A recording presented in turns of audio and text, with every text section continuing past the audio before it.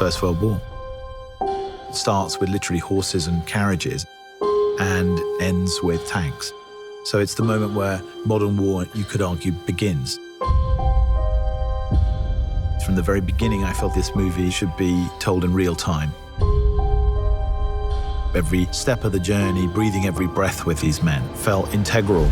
And there is no better way to tell this story than with one continuous shot. 3, 2, 1, go, go!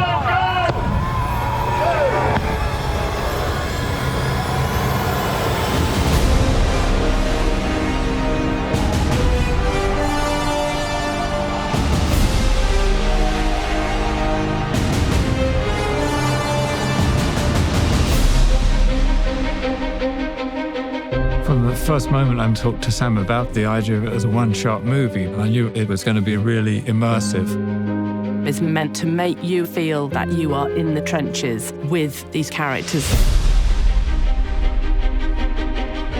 The film in itself is a slice of time. These two young men get sent on a mission to deliver a message to stop an attack. Action! So they've got to cross into enemy territory on a race against time to deliver a message that will save 1,600 lives. And the camera never, ever comes away from the two characters. There's always that sort of get-out-of-jail card that you have with a movie. Well, you know, we might be able to cut around this, or we might take that scene out. That's not possible on this film. The dance of the camera and the mechanics all have to be in sync with what the actor's doing. When you achieve that, it's really beautiful and exhilarating. Sometimes you have a camera being carried by an operator, hooked onto a wire, and the wire carries it across more land, and it's unhooked again. That operator runs with it, then steps onto a small jeep, which carries him another 400 yards, and he steps off it again and goes round a corner.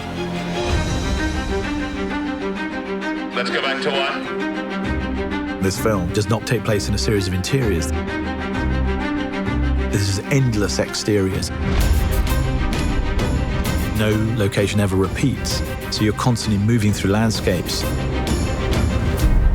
Being such an exterior movie, we're very dependent on the light and the weather.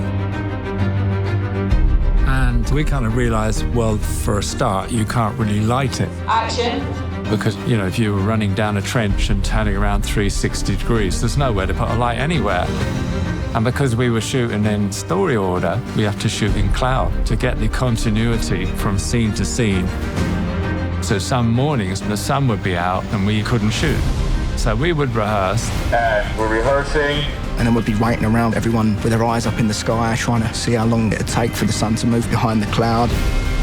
And as soon as it comes over, you've got this 5-minute window. Everyone would be like, come on, go, go, go. Go, go, go! So you are also in the lap of the gods. It's like a piece of theatre every take. Once it starts, it can't stop. If something goes wrong, you just have to keep going. Until you actually see it on a screen, you don't really realize how immersive it is and how that technique kind of draws you into it. For me, engagement is very important. And that is behind the way in which we've decided to shoot this film. I wanted people to understand how difficult it was for these men. And the nature of that is behind everything.